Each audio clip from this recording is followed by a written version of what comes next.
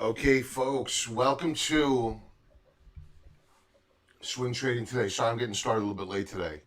Today, here in New York, they're finally allowing, let me rephrase, they allowed the gyms to open last week, but my gym decided it was going to open up on the 1st. Ticked me off.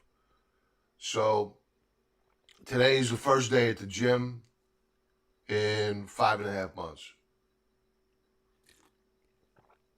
Weighed in today, 201 spot 6. 201 spot 6. I was 182. It's not going to be easy. But I'm looking forward to it. Looking forward to see the people that I was friends with. And I'll check back with you as my progress with getting back into shape rolls out. We will be doing Sober October this year.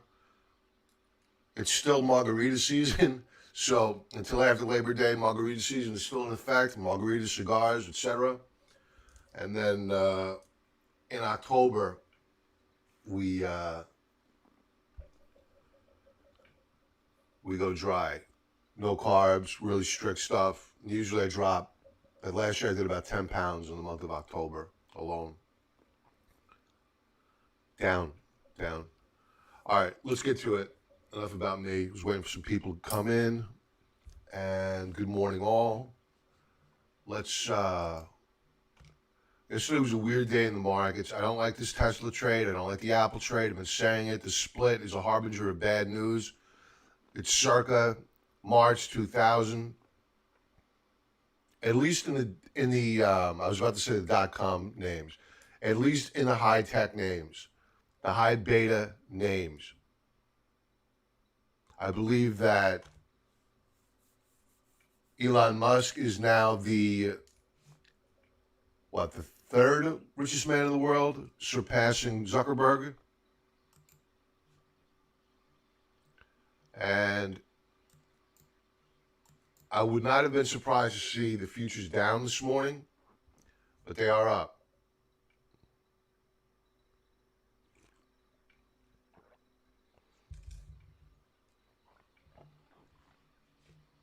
So what we'll be looking for is as to whether or not, this is a 4-hour chart, these will all be 4-hour charts, do we put in a higher low,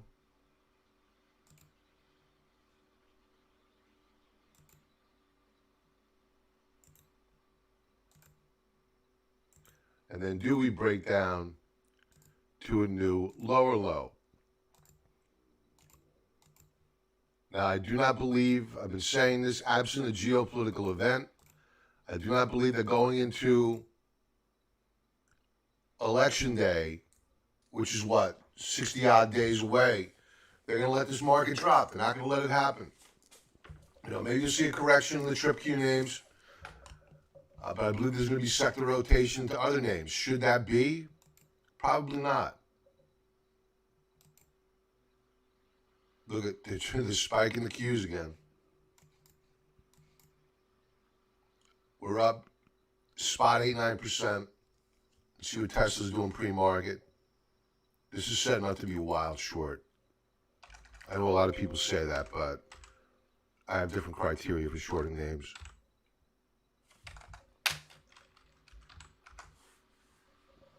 Yep. You gotta wait here. You gotta wait. RSI on the 4-hour basis is at 81.77. We'll go over a higher level view chart using daily, weekly, monthly charts in a moment of Tesla.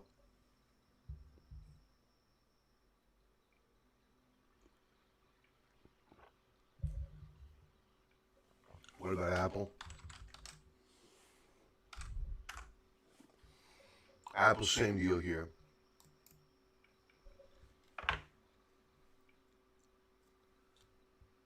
We're up in the pre-market. We closed out 129.04. Last tick 132. Let's go to the Russell.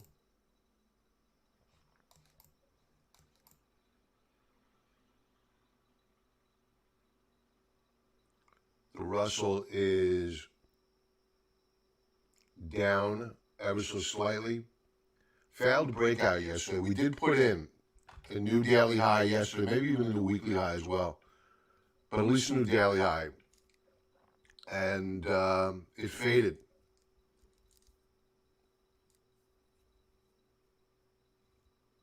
They're trying to hold support now.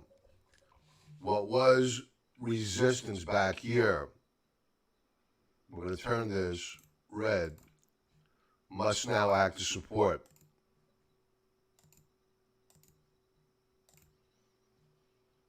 And this now becomes the overhead rising resistance line. So if we break out, expect to see what was support prior act as resistance. So we're down, we're flat on the Russell 2000. Let's take a look at the dollar. The dollar saw new weekly lows last week, and here's the big concern I have about the dollar.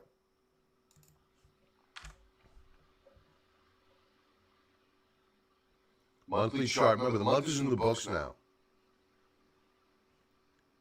So we're going to open up below key support on the U.S. dollar. So the dollar for how many months now? 1, 2, 3, 5 months in a row has closed down in the month.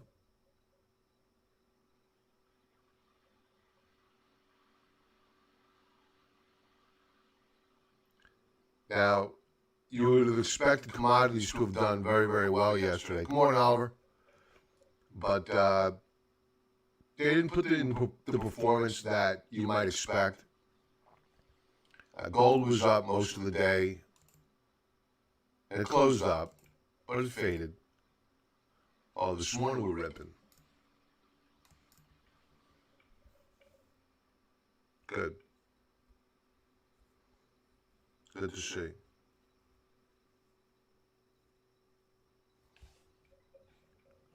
Let's check out silver.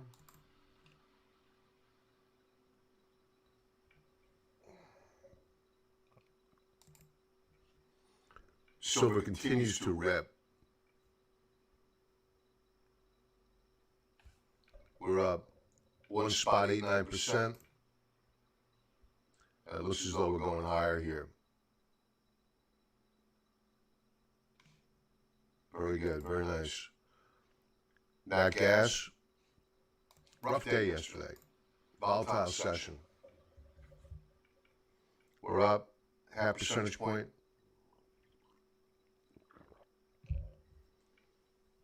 So on Sunday Night Futures Live, which is posted on YouTube, I went into great detail about the inflationary trade, and it's working this morning. Meaning we expected to see a rally in commodities. We did see that yesterday. One day that's not our game. We're looking for a longer term trend, weekly uptrends, monthly uptrends. And we saw them up yesterday, but they did fade a little bit. What was disappointing was emerging markets, which looked poised to break out, yet they broke a bit yesterday.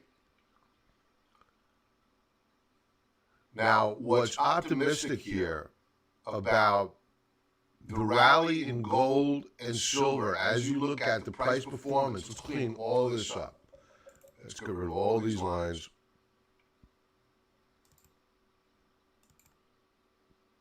Much better. When you take a look at this, price action,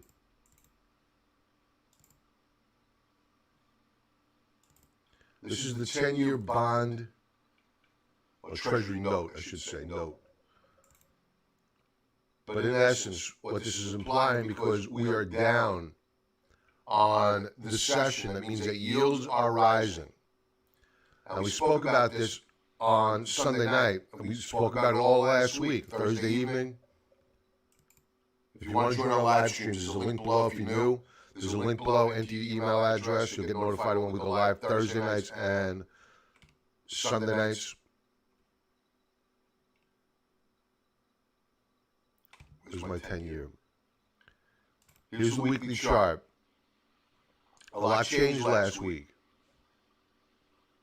We broke out, major breakout so far this week and inside week. But now, this price action is not reflective of this morning's price action on yields.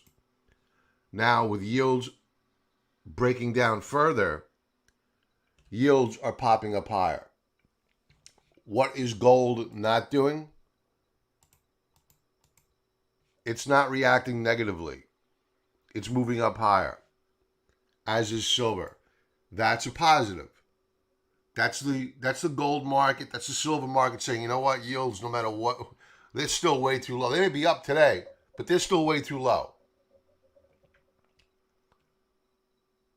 And the dollar is down, and that's good for commodities. Let's take a look at corn. Ag had a rough day yesterday across the board. Our little egg company got hammered, although we did add more to it. We're down another percentage point today.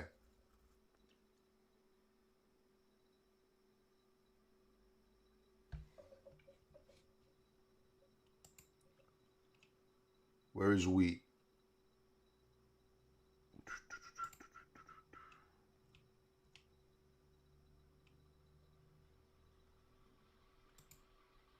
Wheat is up. Okay. What else do we have? Light sweet crude.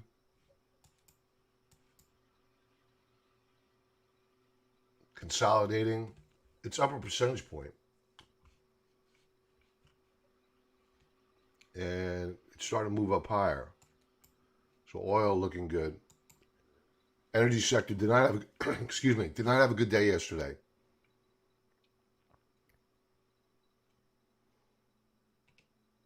Okay.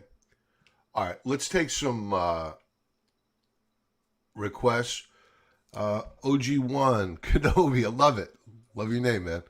Will UP start going up with inflation? No, not until yields begin to catch up with the rate of inflation and surpass it. So right now you have yields which are discounted relative to inflation. So you have inflation outpacing interest rates. That's not supposed to be. So we're destroying our currency for all intents and purposes. And until that contango is resolved, where you have real interest rates, treasury yields above the rate of inflation, you're going to see the dollar go like this. So that's why it pays to be long of commodities. Be very wary of those that have already run, especially those without earnings, and especially those with huge borrowing costs. Because as yields proceed up higher now, so goes their expenses. So this is why we like the ag names longer term. It's a safer place to be. It preserves your buying power, U.S. dollar buying power. And I think that emerging markets, the pullback that we're seeing right now is a good place to begin. If you're not already long, begin segueing over and into. So we're long of emerging markets. We'll remain long. We'll build on that position. But longer term, the outlook is not looking good. Wondering about ag, First Majestic and FSM again. If you can check them, I'm really excited about silver miners. When they start performing better. Yeah, I think they're picking up some, right? The silver miners. They had a good week last week. All right, let me see what I have from the members list. If I have time, I'll take some from the audience.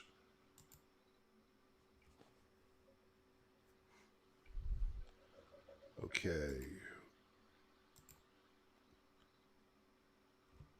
Take a cloud. All right. Of course, first one up is Apple. Okay, let's do Apple, Tesla.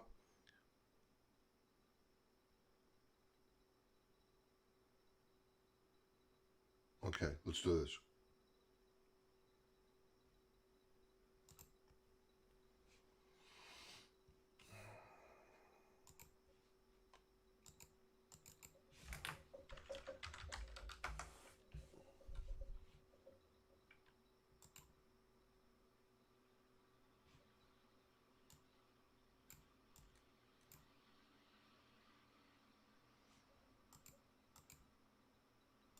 So let's start with the high level view.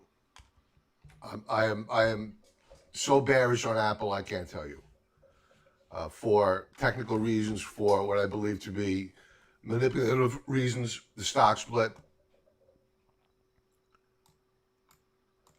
So on a monthly basis, we closed out the month above or at the third standard deviation Bollinger Band.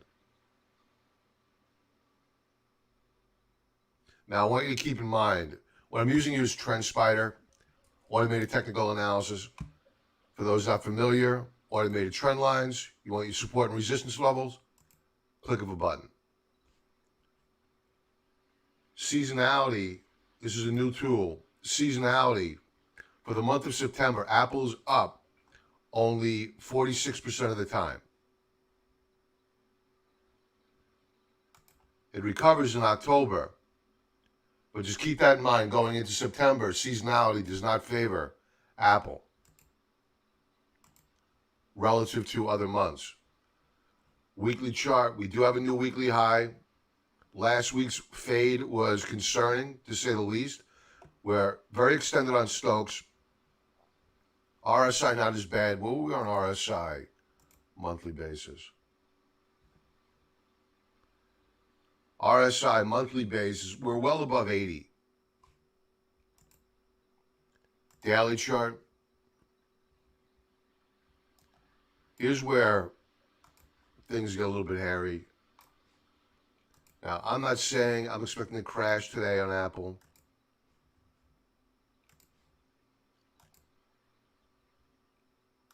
This is a sloppy triangle formation, but I'll leave it at that. We did break out yesterday, but keep in mind, when you overlay the automated trend lines, we closed just above resistance, but we did close above resistance.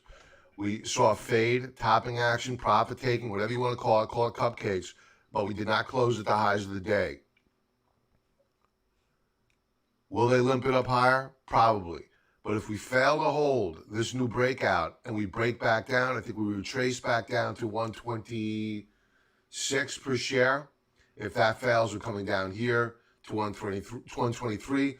Both are rising, so those numbers are going to change, but these lower bands of support will be retested should we fail to hold this support level. So what I want to know is this. What if we do fail? I want to get notified.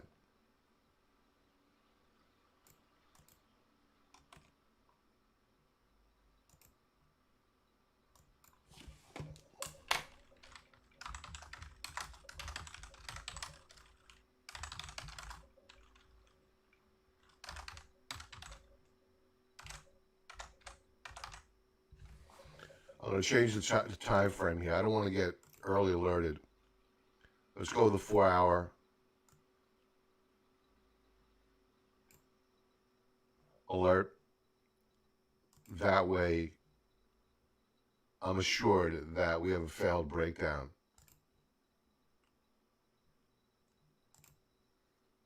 And there's my alert. I'm not looking to buy Apple. If anything, I'm looking to short it.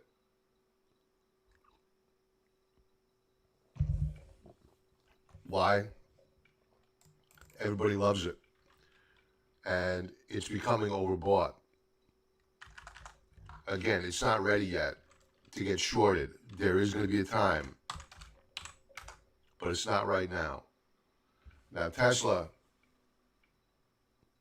this is reflective of today's price action, I believe. No, it's not. What is it showing? What's Tesla pre-market?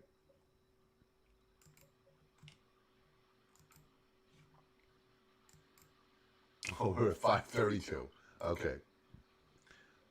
Now I remember. Okay. So we're spiking up yet again. I mean, I'm not ready to go shorting this thing, but we're close. RS, let's go to the monthly chart first. Stay consistent. We closed out the month of August well above well above the third standard deviation Bollinger Band. You can't even see the line here. It's so far above it. RSI monthly basis at 91.73. Weekly chart. New weekly highs. RSI 88.15. And this is not reflective of the pre-market activity, folks. Daily chart.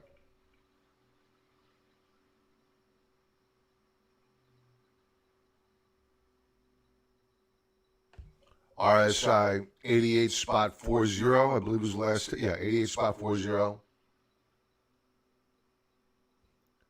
And also keep in mind that in the month of September, this goes back 10 years, Tesla is usually up only 40% of the time.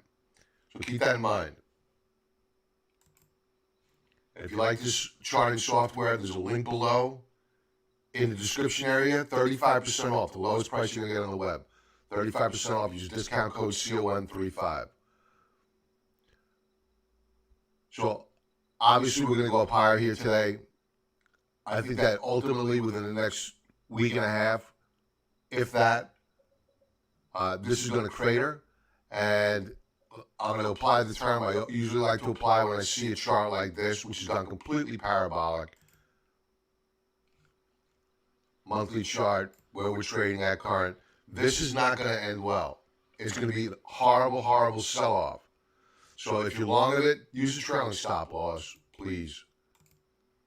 This is not going to end well. It's going to end very, very poorly. So please be careful. All right, let's take some chart requests.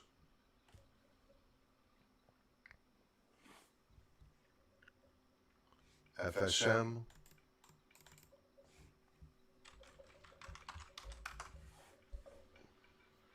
Fortuna Mines.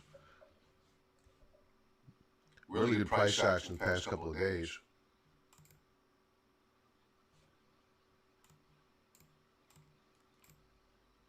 Let's clean this up.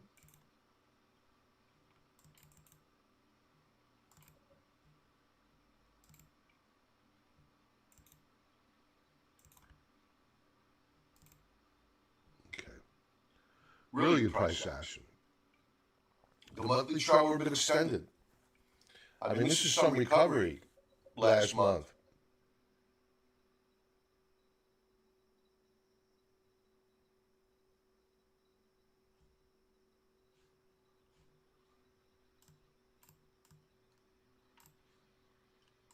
Weekly chart. Very nice. Here's our breakout. You may get a pullback and a retest here of support, which would be a good thing.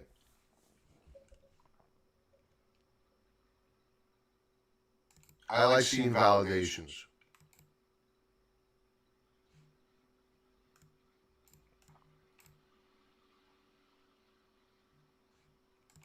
Daily chart. We moved up higher, but as I mentioned earlier, on the commodities space as a whole, you saw a bit of a fade near the close, but still net, a very positive day. I think there's more upside to be had here. And you're seeing it this morning in the pre-market. Now, the thing to remember with at least First Majestic, and probably with all of the silver miners, September is historically not a good month for the silver miners. So First Majestic is up usually 31% of the time. Let's bring up SILJ, is it? Pure Fund Silver Junior Miners. I don't know how much data is here to 8 years. All right, we'll go with it. Yeah, so the SILJ, the junior miners for silver, up, 14%? And it begins to pick up during the late fall, early winter months, with January being a spectacular month. So Just be aware of the seasonality here.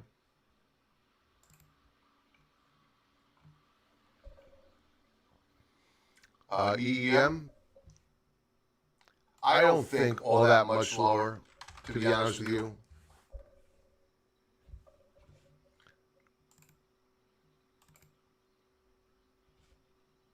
I think what you're seeing here on the EEM is not so much weakness, but what you're seeing is a struggle to get through overhead supply. So take note of these volume shelves. A big tug of war going on at these volume shelves, and we fought our way through. If we close above 44.94 on EEM, I think that's a significant move, and a close higher on a monthly basis. Weekly basis is fine as well. Then we consolidate, we move up higher. But as long as the US dollar remains weak, it acts as a tax cut for emerging markets. Now, the one thing I will point out here, now this is a weekly chart, so the week's not over, a lot can happen, but what happened last week was that we broke out and we recaptured that 44.94 mark, and we closed there. The bad part from a technical perspective is that we have failed thus far to hold it. The week is not over. We have 4 trading days left to go. A lot can happen. Maybe we'll go off, we'll make new all-time highs. I'm not that smart, I don't know. But as it stands right now, we have broken back down into a trading range. I'd be very careful here, and I'd want to see us hold at a bare minimum this support level at this volume shelf at 44.14. This failed breakout is a concern. But I'm less concerned about it as long as the US dollar continues lower. If the dollar rallies, then I want to step back from emerging markets, show discipline. And the dollar yesterday flashed a doji star formation. So just be aware of that. Which means that when you see a doji, if you already know this, forgive me, but for those that may not know, when you see a doji, let's bring up the dollar on a daily basis so I can illustrate.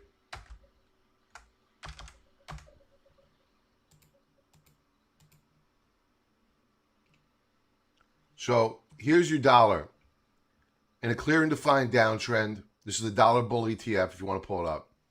Yesterday, we flashed a doji star formation, meaning we were up on the day, we faded. We were down on the day, we rallied. Where did we close? Right smack dab in the middle. And we did so on volume. What that tells me is that given the volume and the price action yesterday, there's a tug of war going on between bulls and bears. And it's reflected in the EEM.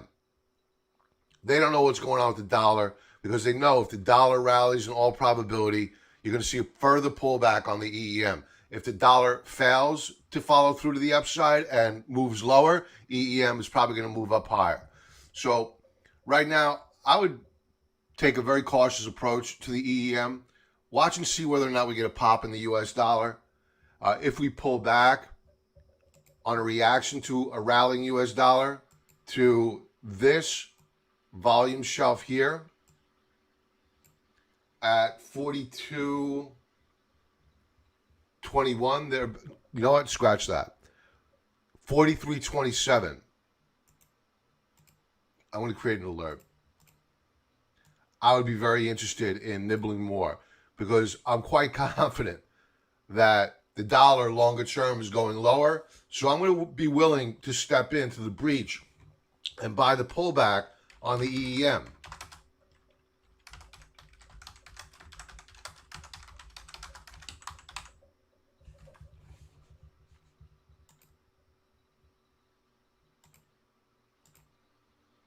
And there you have it. And I also want to know when or if we break out.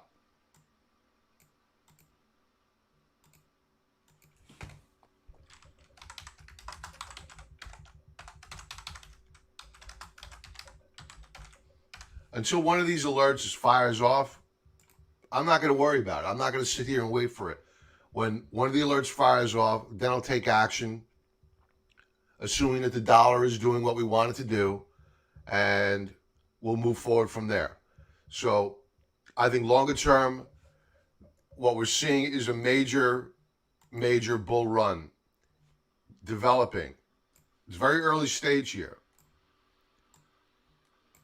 developing in emerging markets, as long as the dollar continues down and as long as yields remain artificially low. And remember, the 10-year yield is at what? Spot 7%?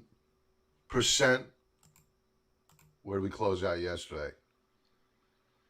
It closed at spot 7.2%. The average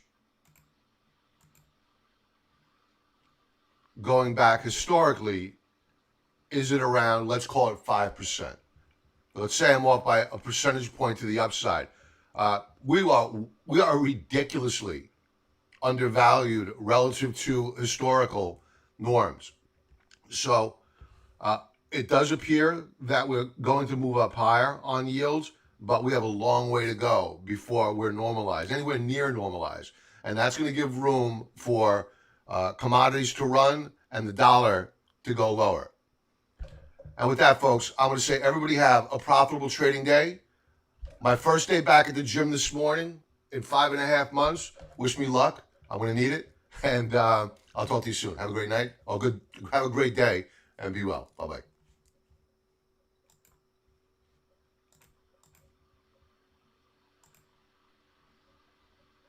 Do, do, do, do, do, do, do.